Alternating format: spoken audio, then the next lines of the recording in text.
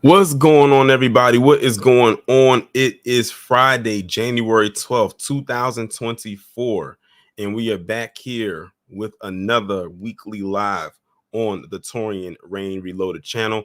If you haven't done so already, please go ahead and hit that like button, hit that share button, hit that subscribe button. If you are new to the channel, I would greatly appreciate it. Shout out to all of the Patreons on Patreon. Shout out to all of the members on the channel. I see that I gained a new member. We'll acknowledge that in a few. Shout out to everybody who follows me on the various social media platforms such as Twitter, Instagram, those in the Discord sending me endless amount of stories every single day. I appreciate you as well. It currently says that I have 27 people in here right now. Listen, I already know YouTube is doing something crazy with the channel. I already know, because usually I would have way more people in here by now, but it is what it is. Can't cry over spilled milk, as they say. But let me go ahead now and acknowledge the people who are in here so far. We have Hacksign KT, and shout out to Sean Tape for becoming a member of the channel. I greatly appreciate it. And I'm going to talk a little bit more once I acknowledge all the people in here so far about the members, a feature that I just discovered. Cool Spider, Royal Me, Till Dog 12, Denise Scales, Eric H, Soulflow, Cosma Fury, Letitia, Steve Mack, Wallow J, Deneen Grant, Only Us, and Sir Factant. He said, Sir Factant, I was wondering why you counted. So yeah, they doing like something weird is going on. It's been going on for like the last week or so. Kid Gravity just said something else been going on with his channel as well. He has said it in a Discord that something's going on, but you know how that goes. You know, like I say, for me, it happens what seems to be quarterly. They've been doing it with the premiere videos and with the live streams lately. I don't know. Like I said, I probably said something and it probably pulled me back out of somewhere, because y'all know last month I was doing really, really good. And then now it's like things are just kind of like on a low trajectory. But guess what? That ain't going to stop me from putting out and saying what I got to say. And that's not going to stop y'all from coming over here and watching it. But no, I actually learned something about the memberships.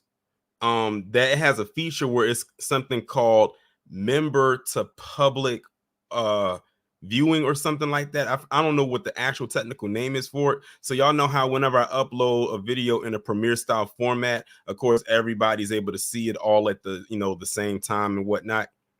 Well, apparently there's also something there where it allows the members to see it in advance before the people who are not members. So say, for example, whenever I have a premiere window for a video, I could turn on the member feature, and what it'll do is, or what it should do, it'll send out an alert so the people who are members of the channel can see the video that I made hours in advance before everyone else does.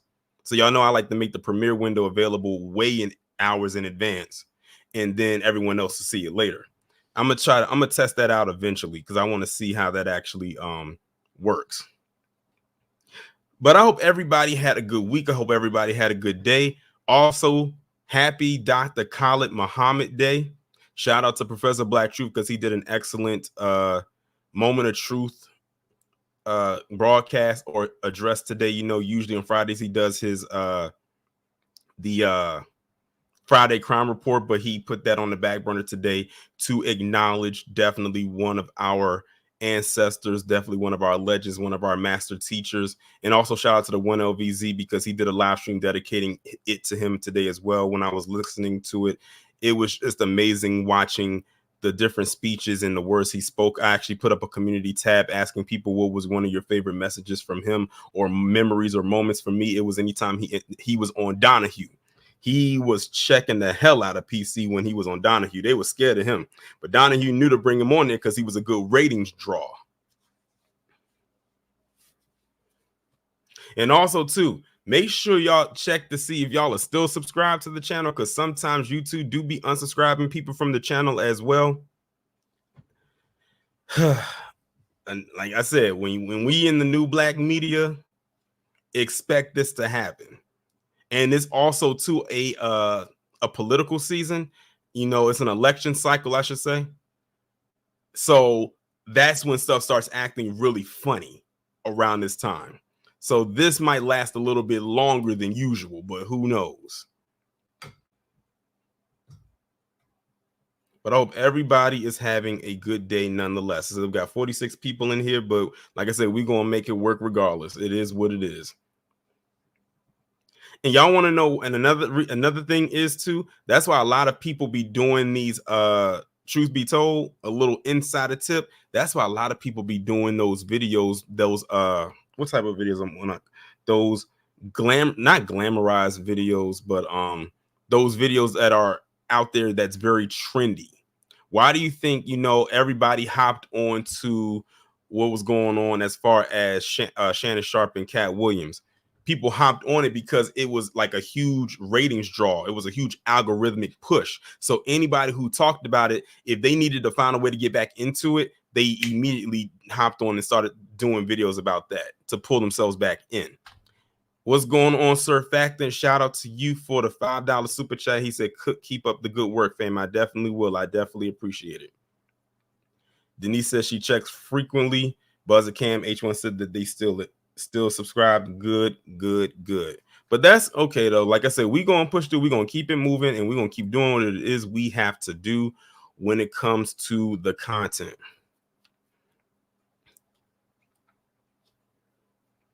All right, y'all, we are officially 10 minutes in. So y'all know whenever I do a live stream, if there's ever any type of positive story to tell, or a melanated excellence or black excellence story to tell, I'm going to tell it. Now, I don't know how many people in the chat watched the show The Last of Us. I did. Personally, one of my favorite shows to watch in 2023. And this is coming from a person that did not play the video game, because I was not really into the gaming thing after a while, but I heard it was a really good game. But the show was phenomenal. If you haven't watched it, I highly recommend that you do.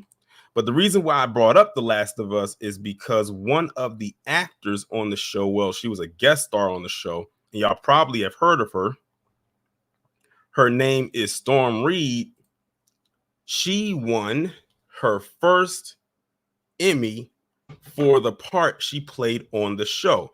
And this was a very, very, very good episode, by the way. It was a very emotional episode too, and she definitely bought it. And Storm Reed has been around for a while now. I've seen her in a lot of different things. I've seen her, of course, she's in Euphoria. She plays Zendaya's sister on Euphoria. She was in that movie Missing with Nia Long. If y'all haven't seen Missing, man, listen. Missing is so good. I said in my opinion, she solidified that she can be a lead actress in that movie with that part right there. Missing was very good. If y'all haven't watched it, I highly suggest that you do. But she won her first Emmy for being a guest star on the show The Last of Us, and I really enjoyed the episode, and I'm definitely glad that she won. She's young, so she has a very bright future ahead of her. And definitely congratulations to her in all of her future endeavors. Now, the next person I want to mention, by the way, all the Black excellence stories that I'm mentioning today all involve Black women. So Black women, give yourselves a round of applause. Tidra said, is she the girl that Shador Sanders is dating?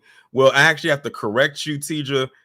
She's the girl that he was dating, because apparently they're no longer dating, but they were dating. But yes, in case y'all didn't know, Storm Reed and Shador Sanders, who is the youngest son of Deion Sanders, were dating at one time, but word on the street there was some infidelity there on more so his part. So they're no longer together, but they were dating at one point. As a matter of fact, when she was promoting the movie Missing at the premiere, she was his date. And that's how people found out that they were a couple. But if you notice, since then, you haven't seen them in any pictures, whether on his social media or hers. So unfortunately, it was pretty short-lived. But the next person I want to talk about, and this is another person who won an award. And I don't know if any of you ever heard of this actress or not. but her name is Divine Joy Randolph. Now, I've seen her in some things, but the first time I think remember seeing her was in the show The Idol that came out last year.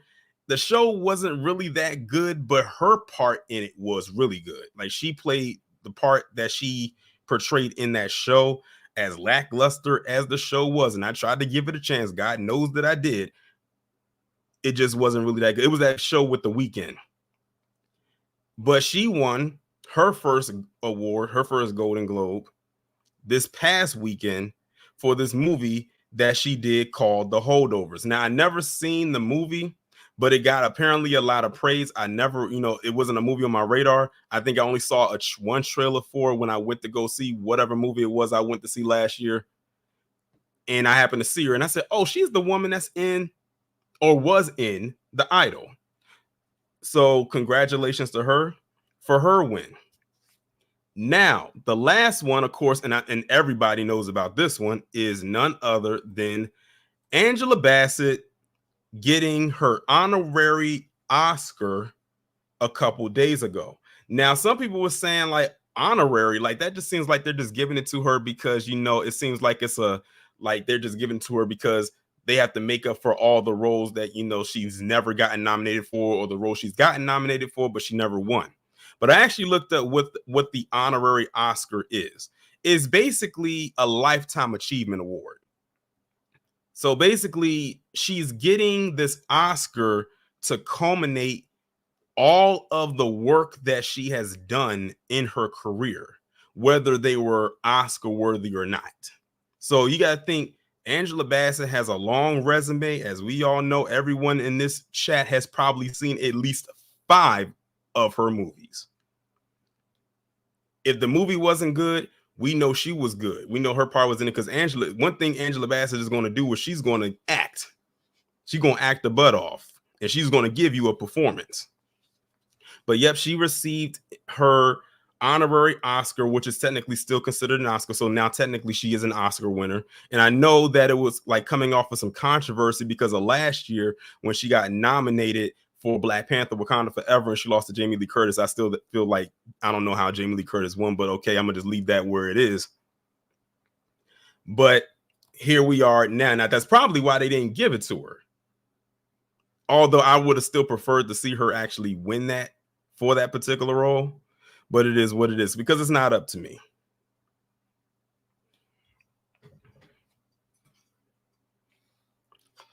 Because remember, I don't know if y'all noticed or not, but Spike Lee got one too. Spike Lee got an honorary Oscar too before he won eventually for Black Klansman.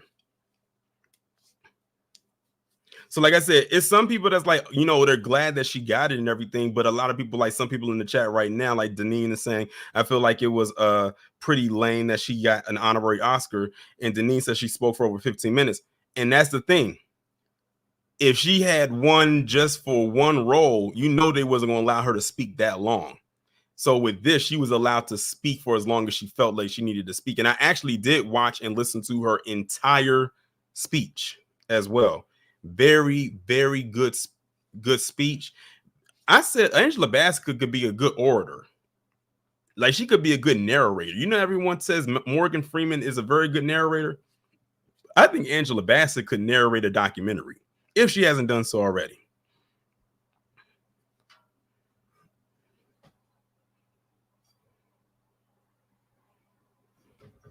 Hey, Surfactant, like I'm not even knocking the comment you just left because that's something is like, listen, the Oscars been controversial for quite some time. Not even going to knock it. One thing Angela Bassett said in her speech, because she acknowledged Cicely Tyson, and she said that Cicely Tyson was the first Black woman to receive an honorary Oscar. And she didn't get that until maybe a couple years before she died. Angela Bassett is the second. So let that sink in. But either way, congratulations to her. If y'all haven't done so already, make sure y'all go and check her speech out. It was a very, very good speech, very heartwarming. What she said about her family was very, very emotional. I like what she said about them, talking about the industry. She really, really hyped up Black actresses in her speech, by the way. And I feel like she did that probably coming off the cusp of what Taraji P. Henson said. I feel like that, I think that's where it stemmed from. And speaking of, we're going to talk about Taraji in this stream. But that covers pretty much all the positivity. Shout out to these 3 Black women and, in their achievements and going forward with their career. Angela Bassett, she's already solidified. So, I mean, what else more can you say except to just keep on going? So now that we've gotten through the great part of the stream, the beginning part, let's go ahead and get into the somewhat not so good part of it, but still newsworthy nonetheless. And this story right here that I'm about to present to you is coming out of my neck of the woods. Now to a breaking news update to a story we've been following. D.C. police arrested the man suspected of shooting and killing an 18-year-old college student from Clinton, Maryland. Ashlei Hinds was shot and killed while attending a New Year's Eve party at the Embassy Suites in Friendship Heights. News 4's Jackie Benson spoke with her family tonight. Goal-oriented, determined, loving, thoughtful. Those are just some of the terms family members use to describe 18-year-old Ashlei Hinds. Just loving, caring, a great heart, loves children, loves her family. Just an all-around good girl. Never been in trouble a day in her life. Her mother says Ashlei, who was student government president in her senior year at Dr. Henry Wise High School, was home on holiday break from her freshman year at Louisiana State University. She decided to go with a friend to a New Year's Eve party at the Embassy Suites in Friendship Heights. Just over an hour into 2024, Ashlei was shot to death. This security camera image showed a man police called a suspect in her murder. 18-year-old Jelani Cousin of Northeast D.C. is now under arrest for the crime. Family members have said they heard some uninvited people crash the party. She's lived an amazing life, and this wasn't for her. This wasn't her. It wasn't for her. She's not a street person. She doesn't do that. That's, she is around family, her friends all the time, but not a partier or anything like that. Ashlei's grandmother says her granddaughter was a regular churchgoer and had recently asked her grandfather, a pastor, for her own Bible. It arrived a day before she was killed. Ashlei was amazing. I mean, there was nothing that she didn't want to try. She was always, willing to help everybody, and she wanted to, sometimes she would tell me, Nana, I'll do that for you, Nana, or let me get that. You need me to help? She was always willing to help. A spokesperson for LSU released a statement saying that the university's thoughts and prayers are with Ashlei's family. All right, so y'all just heard that right there, and that is a very sad story right there. It's always so sad when you have people who are so young lose their lives so quickly, and then at the hands of people who are probably around the same age as them. All she wanted to do was come home and celebrate with her friends and her family, a little bit before, going back to school. And there's nothing wrong, wanting to unwind and wind down, especially after you had a busy semester. Take it from somebody who did that for 4 years. Now, I'm going to be honest, the only time I really was in college, when I was in college, that's the only time I probably went to a club, and I didn't go clubbing often. Anyone who knows me personally, who I went to college with, could tell you that. I wasn't like always in the club every weekend. Now, I know some people who were, but that just wasn't me. But if I wanted to step out, I definitely would. And, was absolutely nothing wrong with that. But it's just really sad and unfortunate that this happened to this young girl. Like, she was only 18. Like, she's just stepping into what will be seen as adulthood. Now it's like, her friends who were probably expecting to see her when she goes back to school are not going to see her anymore. And only the next time they saw her was at her funeral. And that would be, unfortunately, the last time they would see her. But this is also another reasons why, even at my age, I don't be going out like that. People be saying, oh, why you don't go out? Why you don't go out? I said, because stuff like this happens all the time. You just never know. One thing my parents always told me growing up is they said a bullet does not have a name. And that is so true. It's going to hit whatever it wants to hit, and it is going to land wherever it wants to land. And wherever it hits or land, that's it. It's either going to hit into something that is concrete or something that was a movable object or something that was breathing that may no longer be breathing. So yeah, either way, offer my condolences to her family, her friends, who are her associates, and all of that good stuff. And as for the knucklehead that did it, they need to throw the book at him. I don't care if it was a random thing or not. At the end of the day, her blood is on his hands.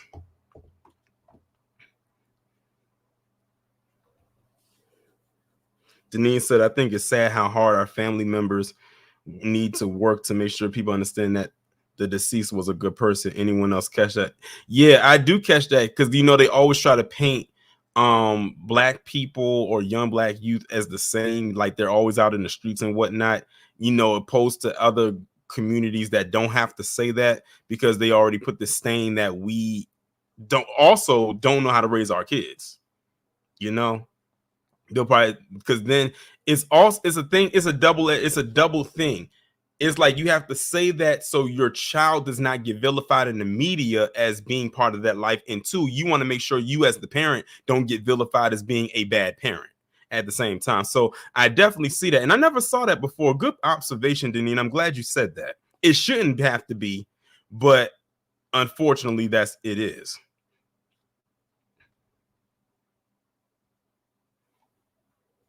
And yeah, they said she was from Clinton. I know exactly where Clinton is. Clinton is not far from me at all. Trust me when I say that. But RIP to her. Now let's move on to the next story. Now this one right here is probably going to make the Democrats quake a little bit in their pants, because for so long they have been trying to cater to and kiss the south of the Bordarian, or the not so secret invasioners derriere. But apparently this one person by the name of Ben Luna out in New Mexico is persuading or swaying those groups of people to be more Republican oriented. And shout out to AW1 for being a member for 21 months. They said, what's up, Torian? You're the man, brother. I appreciate it. So let's check this out. A Republican Senate candidate in New Mexico is encouraging his fellow Latinos to leave the Democratic Party and vote Republican, claiming Hispanic voters were quote unquote blindsided by leftist policies, including LGBT issues in schools. Ben Luna, who was hoping to flip the seat currently held by Senator Martin Heinrich, who was a Democrat in New Mexico, to red, told Fox News he believes Latinos are quote-unquote being awakened to just how different their values are to the policies being implemented by the current Democratic Party. Latinos have historically voted blue, but have trended further to the right in recent elections. The big reason is forcing trans ideologies and forcing it in schools. That is a deal breaker for every parent, but especially for Latinos and Hispanics throughout the nation. Luna said when asked why Latinos were abandoning Democrats. Once you come in and you have almost, in a sense, bridged the gap to violate the conscience of our children, once you do that, the only result we will ever live with is that you never have access to our children ever again. Luna said, one area of focus for his campaign is Albuquerque, a Democratic stronghold, but Luna claimed that many in the city are unaware of what their party is actually supporting. When they find out, many voters start to quote-unquote distance themselves from the party, he said. The Senate hopeful also argued that although many experts view New Mexico as a comfortably blue state, elections since the C-19 pandemic showed that a victory within grasp for the Republican Party. Something very, very interesting that happened in 2022 is we lost a lot of state seats by less than 100 votes. And that was because they shut down our economy, Luna said. Democrats stopped everything here. We have some of the worst draconian policies and mandates being forced on New Mexicans.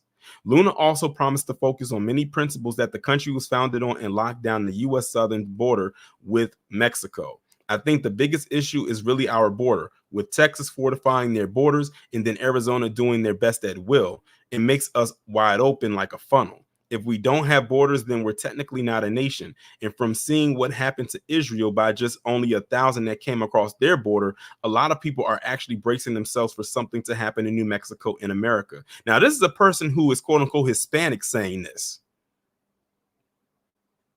And I've told people, those who came over here maybe years ago and went through the immigration process legally are pissed about what's going on at that border right now. Luna is the only major candidate in the Republican Senate race so far and will likely face Heinrich in November. The primary will be held June 4th, 2024, and the deadline to join the race is February 6th. What's going on, Jermaine? Denise said, I knew it. They are religious conservatives. While OJ said Hispanics are trying to gain power. But like I said, you know what? You know what's so crazy? If he has enough push, he might actually be successful. And if he's not successful, he might come dangerously close.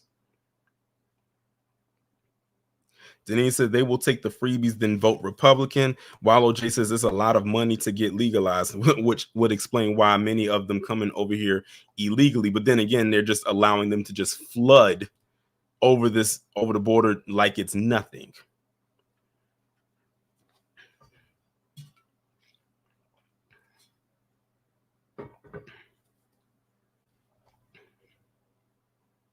But we'll see how that goes, I suppose.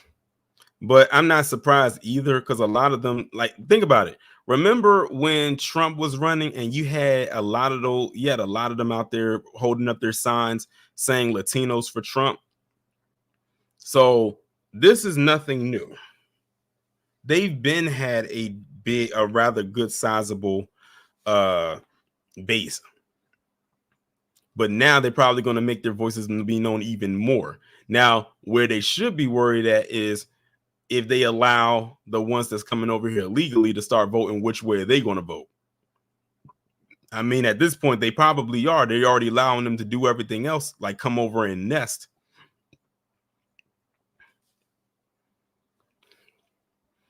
Again, if you are just joining the stream, be sure to hit the like button. That's crazy. 30 minutes in, I haven't even cracked 100 live viewers yet. That's how you know YouTube is doing something with my channel. That's how you know for a fact. How is it you have 65,800 plus people subscribed, but there's only 95 people watching and it hasn't even cracked 100 yet, and with 31 minutes in. I didn't mean to go off on that little tangent, but that's just something I wanted to acknowledge. Anyway, let's move on to the next story. Now we got this story that's coming out of Kansas, where you had every member of the police force resign after a tribal agency arrived for an assessment. Let's check this out. The entire police force for the Kickapoo Reservation has resigned. Tribal Council Chairwoman Gail Cheatham informed Horton City leaders on December 18th that every officer on the force had resigned as of December 4th. The walkout happened as the Kickapoo Tribal Council was in talks with the Bureau of Indian Affairs to assess the force. The KBI and Brown County Sheriff's Office are now patrolling the reservation, and everyone with the Kickapoo Fire Department is EMS certified. Now, I was trying my best to see if I could find any more additional information to go along with the story besides the fact that they all walked out. But for some reason, I could not find anything or of a reasoning as to why they walked out. Now, I don't want to read the text right here because it's basically a transcript of everything you just heard in the video. Now, I remember when last year,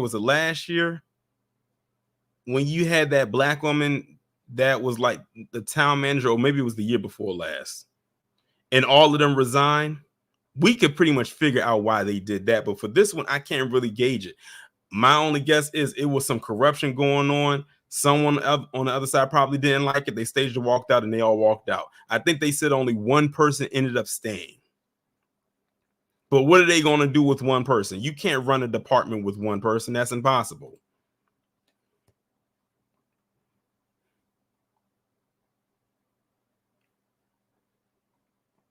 They said every single member of the department walked out of the job or resigned after the government agency arrived for a department assessment. Well, now after reading it, I think I figured it out. They found some stuff there, and they probably knew they were about to lose their job anyway. So they said, you know what? Let me just walk out now, because so something just tells me what it was probably some corruption going on there. And they said, let's go ahead and walk out now before they have an opportunity to fire us. Let's resign now so we can go ahead and get our pension, because if we get fired, we ain't going to get it. So let's just resign, cut our losses, and move on. So I think we cracked the code. It was some corruption going on there.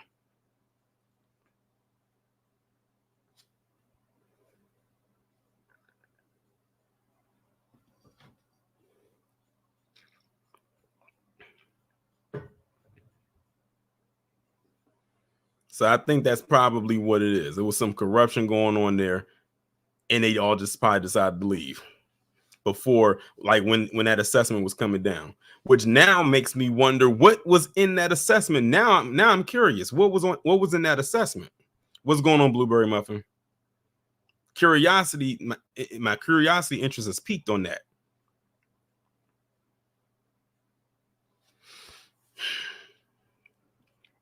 Jay Barrett said probably to save them from doing the walk of shame after being fired, most likely. Tawana said that one officer gave a 2 weeks notice. Oh, so I guess that means now the entire department is gone.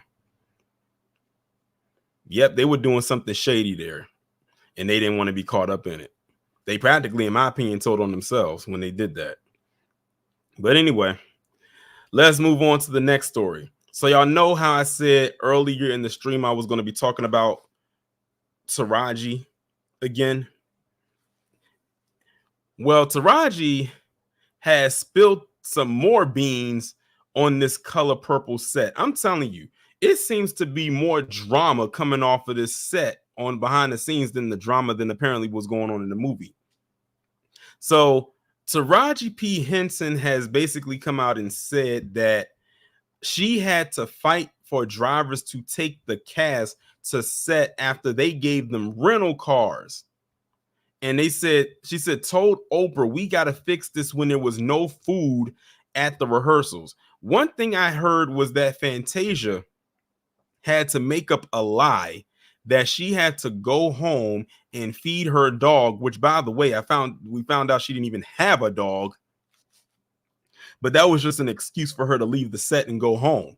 But we never knew what it really was. But now it's like it was a lot of extra stuff going on this set that was kind of shady. And shout out to Blueberry Muffin for the $10 super chat. It said, I feel nothing. I think now we're starting to see even more behind Taraji P. Henson's tears, more than just that pay, probably with this treatment on that set. Taraji P. Henson said in a recent interview with the New York Times that she and her co-stars on The Color Purple got a lot of stuff on that set because she fought for it behind the scenes. One such example was riding security to the film's Atlanta set, as the production allegedly offered the cast rental cars at first and expected the actors to drive themselves to set. And Star Child, what you said, I was getting ready to say. They work long hours, and you expect them to wake them, like, to get up and drive to that set that early in the morning, 12 and 14-hour days. Do you know the risk that they're taking doing that? They could easily crash, opposed to just having a driver who's wide awake and alert that can do that, that's paid to do that.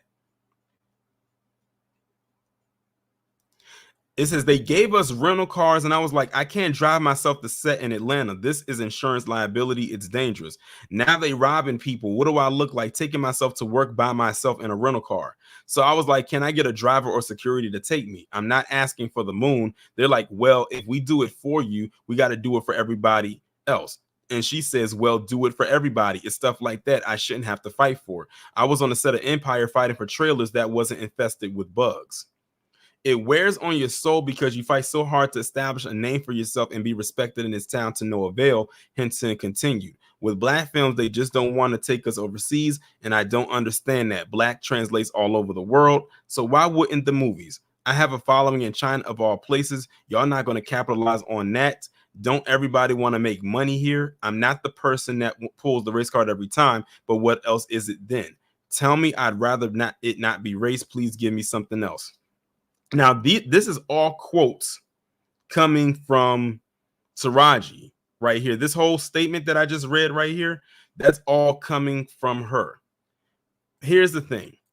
It is what you want. It is what you say it is. Don't be fearful to call it out. This is why I say us over in the new Black media are so fortunate to not be bound by a contract, because we can say what we want to say. This is why do y'all think that interview that Cat Williams did with Shannon Sharpe was so successful? Why do you think that it got so many views? It's not because of the guest. It's not because of who was interviewing him. It's because Shannon Sharpe runs that platform the way he wants to, without any strings attached to him. So he was able for almost 3 hours allow Cat Williams to get off his chest what he wanted to say without the fear of looking over his shoulder. This is why people like myself and Kid Gravity, even Town Biz, shout out to Town Biz, always say they need to come and talk to us, because we're not going to put a muzzle over them. We're going to let them get off with their chest because we know what they want to say is right there. But that industry is holding them hostage from saying what they really want to say. Exactly, Denise, no filter.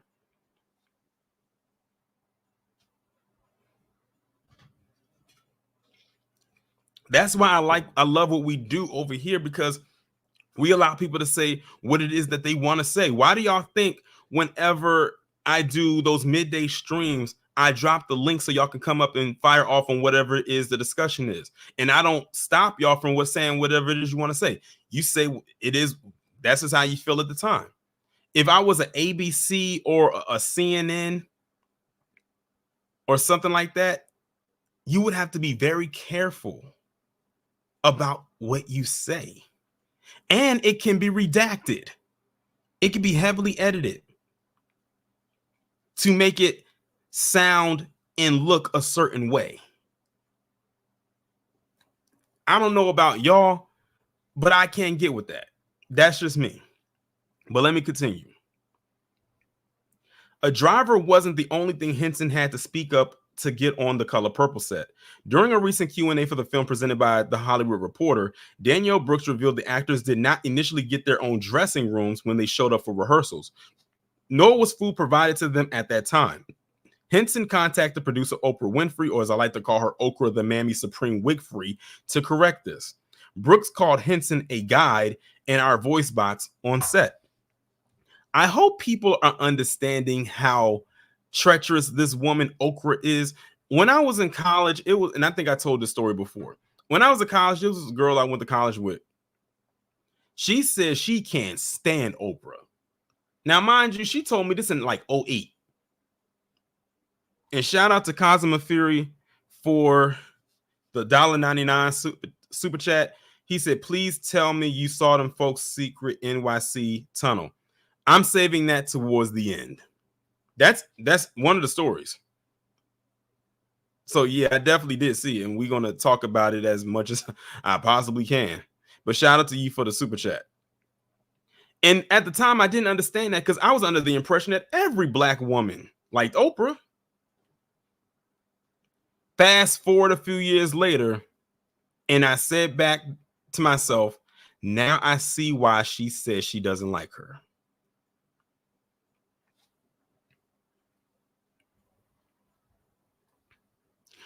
The article goes on to say, I remember when we first came and we're doing rehearsals, they put us all in the same place. We didn't have our own dressing rooms at the time. We didn't have our own food. Oprah corrected it for us. Taraji was our voice. This is my first studio film. Sometimes you do come in saying, okay, I'll take whatever they give me. I'm just happy to be here. But Taraji spoke up for us, and you showed me how to do that. Henson, remember, you know what's so crazy? As much as Taraji is as being put out there that she's doing this for people, this should be the wake-up call for her to do her own thing. Because the way it sounds like to me, based on what I'm reading here, she could probably run her own production the way it should be ran. She's been in the industry since the 90s. She knows how it works. She's practically, getting ready to climb up to that legend status. She knows how to do it. She just has to step out and do her own thing. And that's another thing. A lot of them out there seem to be scared to step out on, as they call, faith. If she could run, it sounds to me like they should have gave the way they're doing this right now. They should have gave Taraji some producer credits. Excuse me. It says, Henson remember being on the phone with Oprah once word got out that the cast did not have dressing rooms or food at rehearsals. She told mega producer, we got to fix this. Henson nearly passed on The Color Purple due to pay and because she was forced to audition for the role of Suge Avery, despite being the director's top choice. During a viral Sirius XM interview last month, Henson broke down in tears while discussing the pay disparity issue she still faces in Hollywood, despite her successes on Empire and having an Oscar nomination under her belt. And I'm not going to read the transcript because y'all already saw the video when I talked about it in a live stream a little while ago. But yeah. Like I said, I truly believe Taraji at this point, it seems to me she's having a lot of issues with Hollywood right now between some of the sets that she's been working on. Well, this set in particular, the pay disparity. I think it's just at this point, Taraji just needs to do her own thing. Just do her own thing and run it the way she wants to, in the way that it should, and the people will support her. But the thing is, as long as Taraji continues to stay attached to it and this stuff continues to come out, people are going to start feeling less bad for her and then more and start to turn against her and say, okay, now she's just complaining. It's almost like that image where you saw the horse be tied to the chair and the horse doesn't want to be free of the chair when the horse can clearly yank that chair across the yard.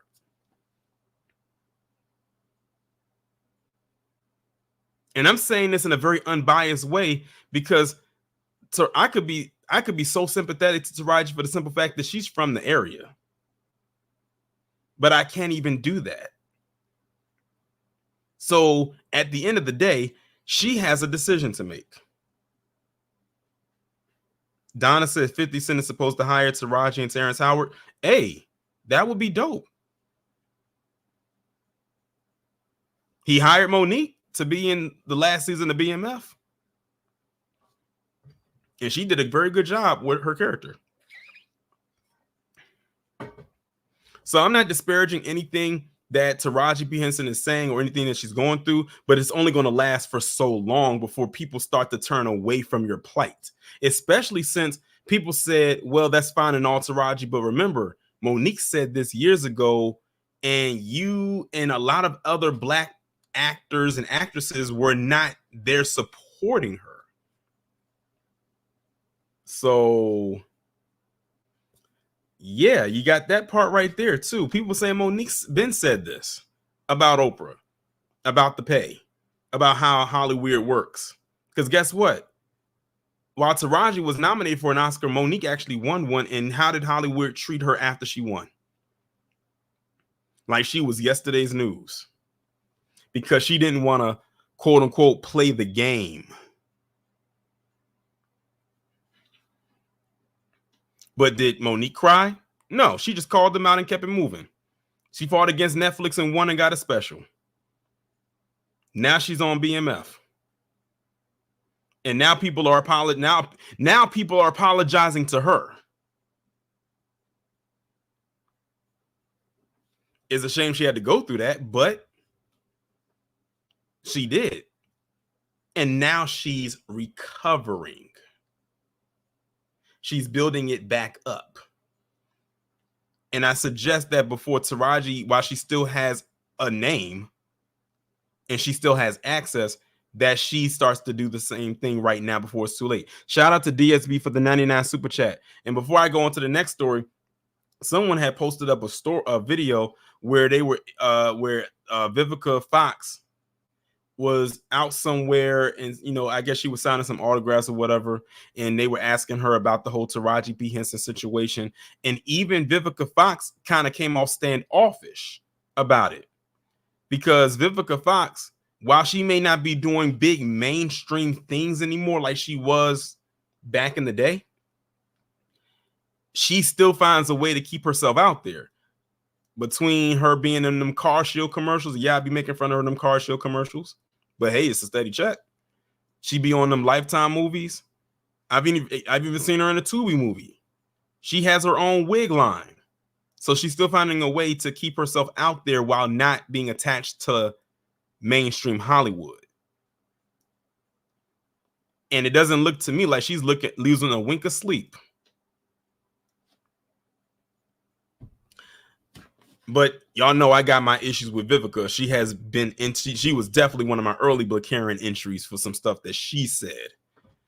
So that's not me giving her that's just me acknowledging her in the context of this story. But this is not me saying I'm a fan.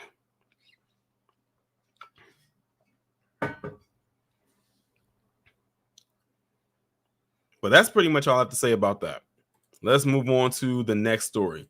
Now, I'm sure all of you have seen this, so I'm going to go ahead and let it play out. For those who did not see it.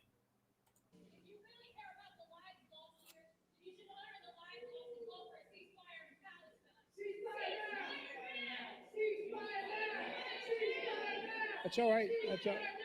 That's all right. That's all right.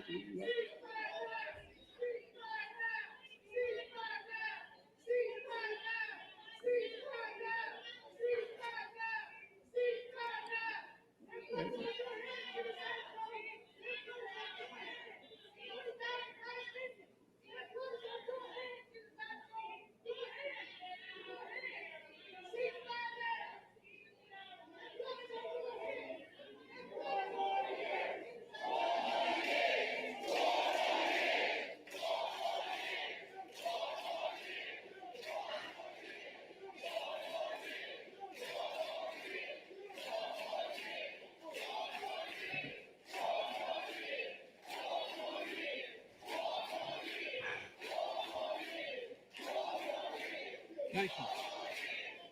Thank you. Thank you. Look, folks, I understand their passion, and I've been quietly working with the Israeli government to get them to reduce and significantly get out of Gaza. I'm using all that I can to do that. Okay, so y'all just saw that right there.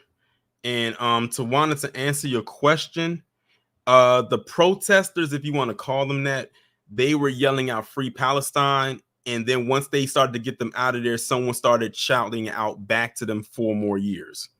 So this happened at the church down in Charleston, South Carolina, in which Dylan Roof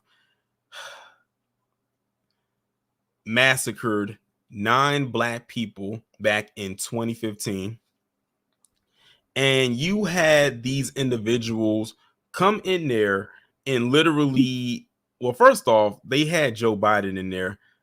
I was getting ready to say I don't know why he was there, but then I have to remember it's an election cycle. So where else would he go than to a Black church to try and campaign? And you had Jimmy Clyburn sitting right up there looking like the rotten Tootsie Roll that he is. But he probably was one of the organizers. I wouldn't doubt it.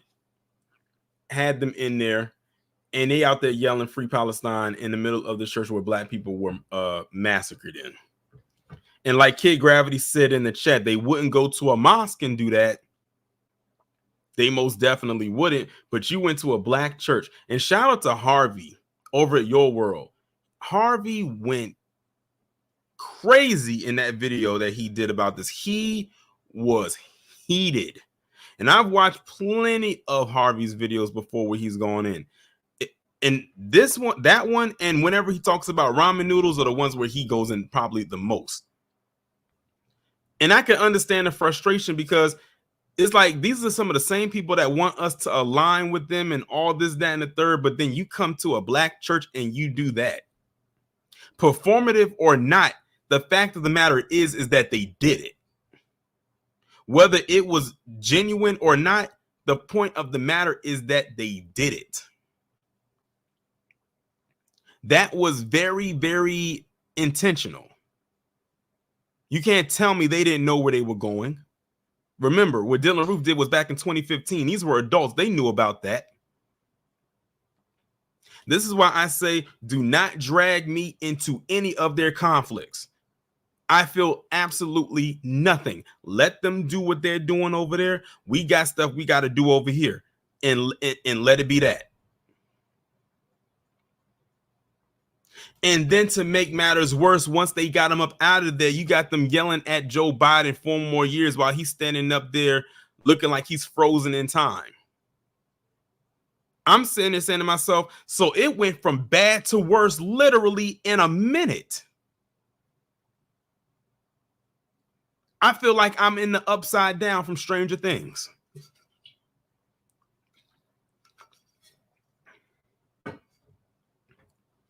I said, what is 4 more years going to do that the 4 years we've gotten already have not done? To us specifically as Black people, even more specifically, Black Americans. This was an utter disgrace display of utter foolishness. From the people that was yelling out free Palestine to the one screaming out 4 more years. Both of them was like, ugh.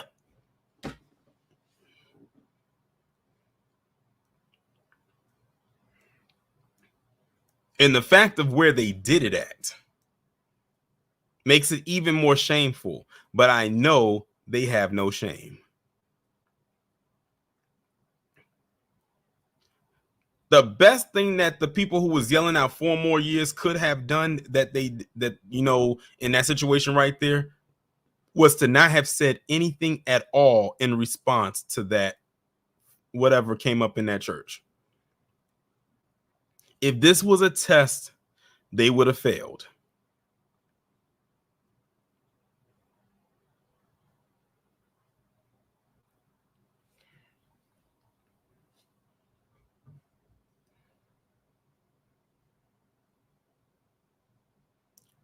Or that, Tawana, when you said no more years. But Tawana, listen, we know they wasn't going to yell out no more years. They wasn't about to do that. And I looked around that church and I could tell the demographic age-wise. Most of them look like they could have been in their 50s or older. No disrespect to the people in my chat that's 50, but I'm talking about the ones in the church. Shout out to Janesta for the $2 super chat. She said, B1 family, much love. I appreciate it. I suppose. Kid Gravity, if you're still in here, like you said, this is going to be a very interesting year for this content.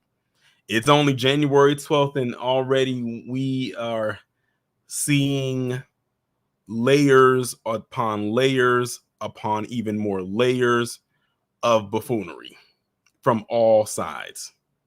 Good thing I'm unaffiliated. Let's move on to the next story. Now, if you want to talk about a story that is completely laced with buffoonery and straight up idiocy, let's talk about this love triangle that occurred down in Louisiana. Now, I meant to talk about this last week, and somebody had actually DM'd this to me on Discord and said, Torian, you have to talk about this. But I didn't want to talk about it in the video because I didn't feel like it was video worthy. So I said, let me go ahead and talk about this in a live stream. So you have this police chief, her husband, and his coworker, all cops, by the way, where the husband was cheating on his wife. Again, his wife is the police chief, and the other one just worked there. She was another cop. The husband was cheating on his wife, and this woman damn near pulled a fatal attraction and ended up shooting the wife. Now, the wife is not dead, thankfully, but she ended up shooting the wife, and they ended up capturing the woman that did it. This is why they say do not have relationships on the job. A Louisiana police chief seemingly admitted to cheating on his sheriff deputy wife in an open letter on Wednesday that addressed how infidelity led to another police officer shooting them both last month. So he got shot too. The circumstances leading to this unfortunate incident are deeply personal, and I want to be forthright with you, Opelousas Police Chief Greg LeBlanc wrote. My actions have caused pain and distress not only to my family, but also to our community. Opelousas police officer Savannah Butler, age 42, turned herself in on Monday after allegedly shooting LeBlanc and his wife at St. Landry Parish Sheriff's Deputy Crystal LeBlanc on December 22nd, the sheriff's office said in the statement. Now, this is him right here. This is the police chief right here who is married and was sleeping with the other cop. That the other cop shot both him and his wife. According to deputies, Crystal went to Butler's home that night to speak to her husband, who was inside, and the two engaged in a heated argument. This just sounds like an episode of Cheaters. Butler then approached the pair at the doorway, allegedly armed with a gun. She fired a shot, and Greg put his hands in front of the weapon in an attempt to disarm her. The bullet shot through the chief's hand and struck his wife in the arm. While the chief and his wife admitted themselves into a local hospital, Butler allegedly cleaned up the crime scene in an attempt to cover up the evidence before calling authorities. In his letter published on Wednesday, Greg said infidelity on his part led to the alleged incident. Infidelity is a breach of not only the personal commitments I made, but also the professional standards we all expect from those in public service. Now, as the police chief, I'm sure he's getting paid pretty good. You were willing to risk that job for your side piece, which, by the way, also works with you and your wife.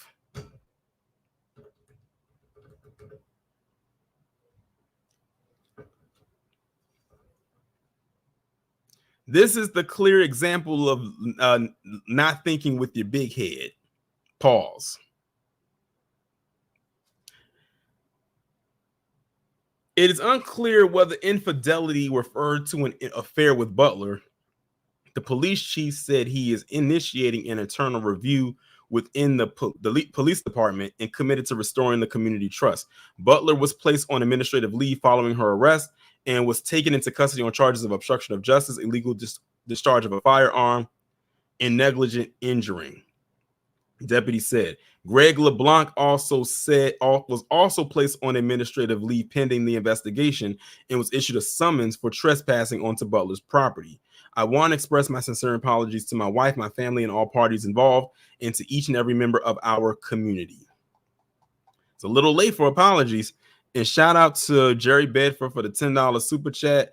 He says they get Joe Biden and the Democrats 4 more years. The black community is done. I'll take it a step further with the way that they're allowing these the South of the Borderians to come in here. This establishment could very well be done. But thank you for the super chat.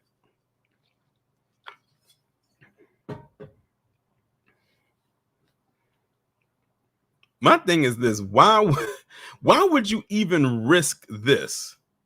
Usually, if people are going to step out and cheat on, their partner, it wouldn't be with people that you work close with and are married to. You are the police chief, your wife is a cop, and you had an affair with another cop that works in the same department. What sense did that make? Luckily, there were no casualties.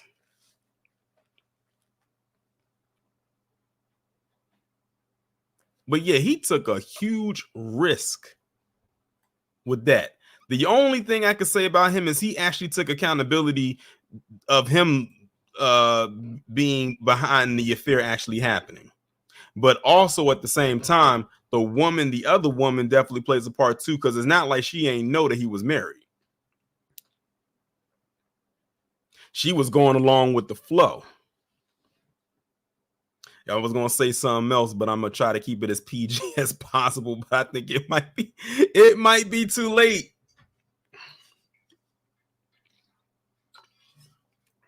Exactly. Me, myself, the other female officer was obsessed. She didn't care. The only victim here, the only true victim here is his wife. But yeah, like I said, that's a wild story right there. Anyway, let's go on to the next one. And this is an update from the Elijah McClain one. I know that this has already been covered, but I didn't get a chance to talk about it at length like I wanted to. So we're going to play this right here where it's talking about the cop that was convicted of in Elijah McClain's death only being sentenced to 14 months. Day in the death of Elijah McClain, Randy Redeema will serve 14 months in jail for criminally negligent homicide and assault in the 2019 death of the 23-year-old. McClain, a young black man, died after police detained him, put him in a chokehold, while medics injected him with a powerful sedative. Last month, 2 Colorado paramedics were found guilty of criminally negligent homicide for their role in the incident. We turn now to ABC's Morgan Norwood, who's been following this story for us. Morgan, this was a pretty emotional day in court. Not only was Redeema sentenced, as we know, but we also heard from Elijah McClain's mother. Is that right? Yeah, that's right, Jay, and it's good to be with you. Such a tragic, and heartbreaking story, and certainly today's, outcome revealed all of that. I like to say that the sentencing phase really is the third round of heartbreak, especially for victims' families, right? And that's certainly the case for Elijah McClain's mother. Look, she first went through the loss of her son, heartbreaking, right? Then she has to sit through, several, trials at this point, and then also has to face the person who had a hand in her son's death face to face. So, we heard her today just kind of listing off the ways that she's been harmed and the heartbreak and all of this, asking for the strongest sentence possible. That carries an immense amount of weight when it comes to the sentence. His mother definitely did not mince words when addressing the court. I will say, Jay, we did not hear like a tearful testimony, right? But it was passionate. She used imagery, memories, talking about who Elijah was, but also placing the blame squarely on Redeema for his death. And then we also heard from Redeema himself as he tried to convince a judge and demanded some leniency here. Take a listen.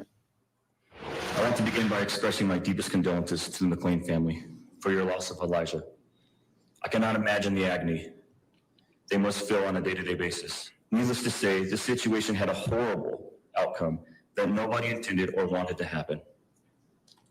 I don't mean to interrupt it, but everything he just said right here is a load of bullshit. You and those other degenerates had a hand in the murder, let's just call it what it is, of Elijah McClain.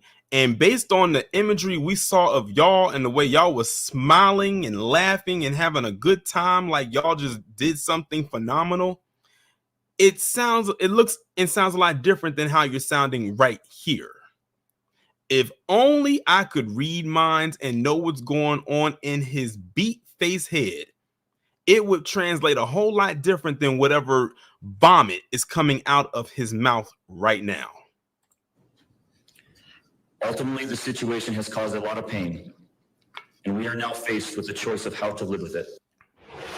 So look, in all, the judge landed somewhat in the middle. We're talking about 14 months. Remember, 3 years was the maximum in this case. The judge pointing out that negligent homicide isn't necessarily a violent offense by the law. So that also factored into the decision, Jay. Morgan, Redeema is the third person found guilty in this case. Is it likely that he's going to appeal? That's something that his attorney talked about. They do have plans to appeal the conviction, but also the sentence as well. The attorney briefly listed why. One of the reasons he described, quote, inconsistent verdict. So we very well could see a pretty lengthy court battle, even as Redeema begins this 14-month jail sentence, followed by the 90 days for the assault charge. Jay. Morgan Norwood following it all for us. All right, so there you have that. 14 14 months is clearly and definitely not enough. After all, there was a loss of life here, but at the end of the day, in this dub-ass system that we're living in, and under what I still believe to be the 3/5 compromise, Elijah McClain wasn't seen as a full human being. But I hope it's a long 14 months, a whole year and 2 months. I hope it wrecks him. In my honest opinion, a lot can happen in 14 months. That's one upside to it, but I have no hopes that it'll turn out the way that I want it to be, or the way y'all want it to be.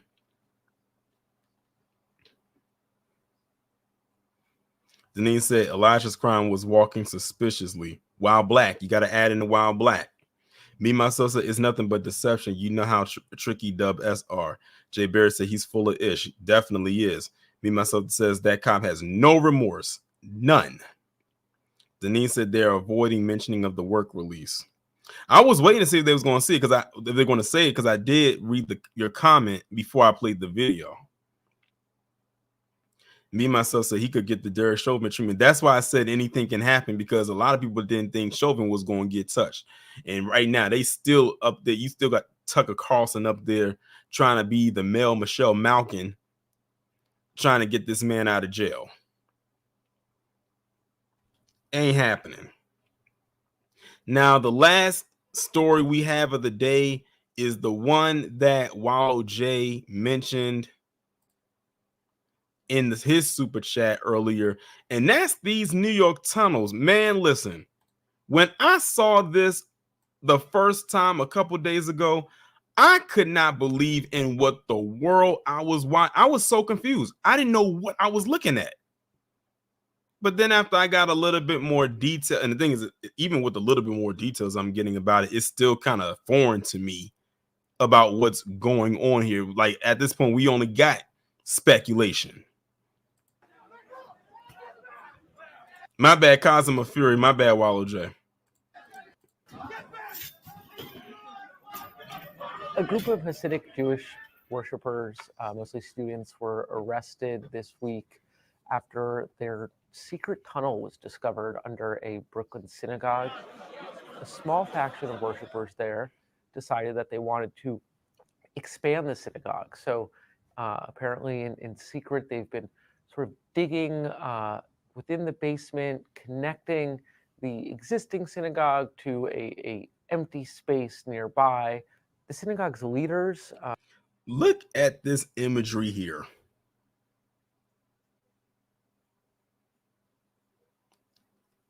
Just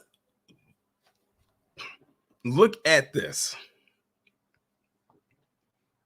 This looks like out of a post-apocalyptic movie. I don't know if y'all saw the videos or anything like that of what they found down in those tunnels, but I know that they saw it was some clothes. I know it was a mattress with a blood stain on it. I know it was a high chair. It was a lot of stuff down there. And basically how it really all got discovered, I think they said that it was a neighbor that was hearing noises underneath him and was wondering, like, what is all of this going on? I think they went over there to go do some work, and then that's when they started to unearth this. And this is what they ended up finding.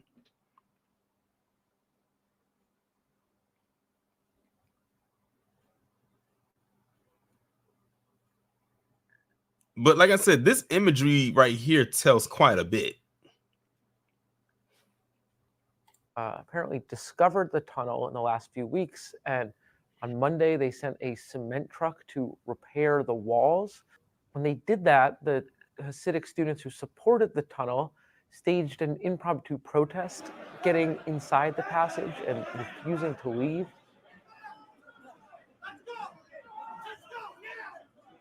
Video. And the thing is, they own the police.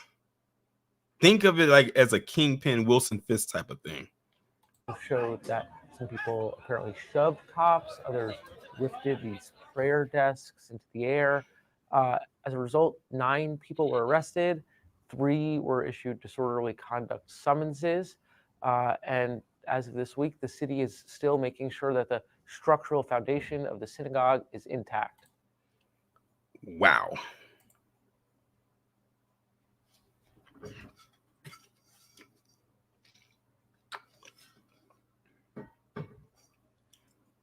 This is probably the first imagery right here where I actually saw kids, like these two right here. Everyone knows like a grown men. Now, one other thing that I did hear is that they were building this tunnel that extended from, and someone can correct me in the chat if I'm wrong, that extended from one synagogue to another. Like they were trying to get access to another synagogue without being detected.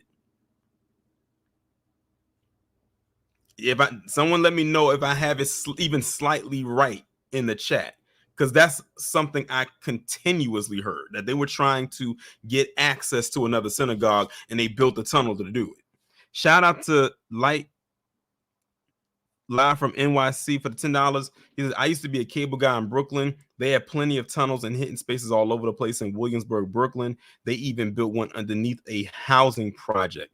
I appreciate it. Live from NYC. Okay, cool. Kid Gravity said that's true. Tracy said that's correct. Star Child said to the women's section. All I'm gonna say is this. This is a story right here. They're going to try their hardest to bury because of who's involved. But we need to find a way to make sure this story does not go anywhere until it comes to some kind of resolution. Because this is wild. I think one of the wildest imageries I saw was that guy that was climbing out of the hole. Reminded me of one of the zombies in the Thriller video when I saw him climbing out of the hole. A women's bathhouse. Okay, Star Child. It's listen, Wallow J, it's so many speculations with this thing. I don't even know which one to start with. That was what you said was another one that came to mind too. When I was seeing them beds and all types of, I was thinking that it was something else going on down there, like some you know what? It's just very strange to me. Kid Gravity says, notice they haven't released the name of the 9 arrested, and they probably won't. We will probably never know their names. We'll probably never see their faces. And they didn't put them in regular cuffs. They put them in zip ties. You know, you get put in a zip tie. That's real at this point. They want to make sure you really don't get away. Deneen said, did I hear you say they were slapping? Oh, so I think someone else in the chat wrote that. I wouldn't be surprised if they did. I wouldn't be surprised if they were. Remember back during the pandemic when they wanted to go out there and worship and everybody else was inside, but they was out there, quote unquote, worshiping. Didn't they pull the hose on them? I think I talked about that.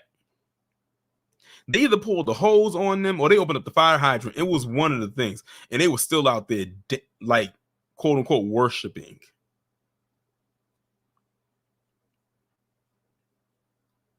Now, I would like to know from Michael Rappaport, Juliana Margulies, and all those others that got something to say about Black people being anti this and anti that. What do you have to say about this?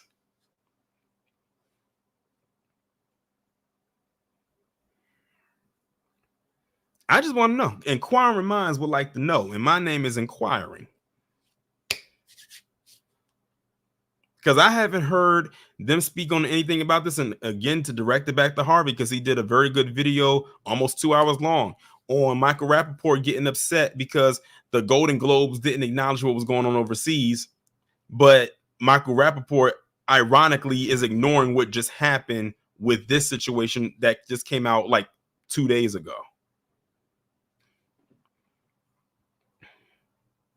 Kid Gravity said they wanted to have a wedding during the pandemic, and de Blasio went in on them the next day and he apologized.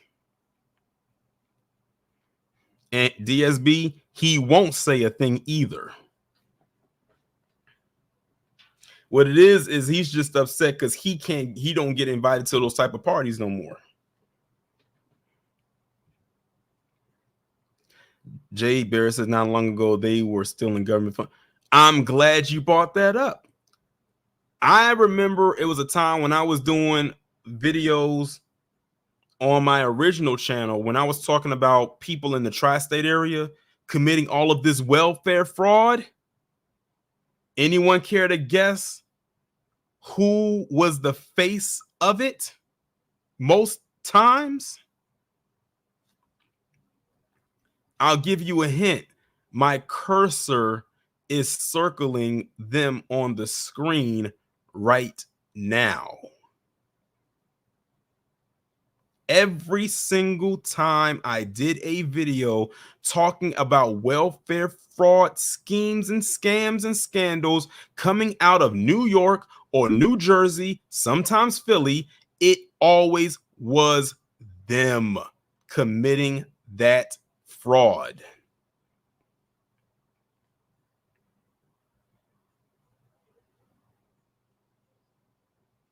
And every time they would get caught, they would get arrested and released the next day. And then, like magic, poof, be gone. You never heard about it again. But they got to keep an eye on us, though.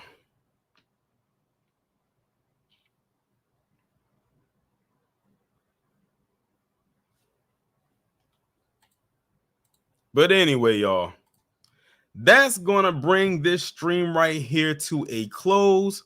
Shout out to everybody who came through. Shout out to everybody who contributed. Shout out to Shantae for being a new member. Surfactant, AW1 for being a member for 21 months. Blueberry Muffin, Cosmo Fury, DSB, Janesta, Jerry, and Live from NYC for contributing to the stream today. I greatly appreciate it.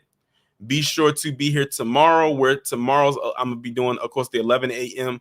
video is going to be talking about these accusations that this random woman put on Method Man back in the 90s saying he, quote unquote, assaulted her. I don't believe a word of anything she says, but make sure y'all tune in tomorrow to see what I got to say about that. And I will be doing a midday stream tomorrow talking about the 200 plus bodies that were found in that prison, well, behind that prison in Mississippi. Someone had told me that they wanted me to talk about it. I said, if I do, it would have to be in a live stream because it's so much to unpack with that.